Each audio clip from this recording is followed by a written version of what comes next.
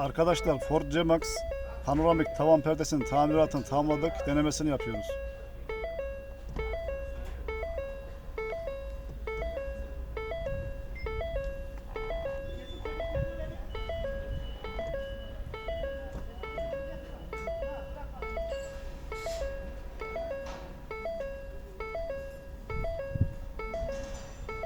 Sona kadar atsana.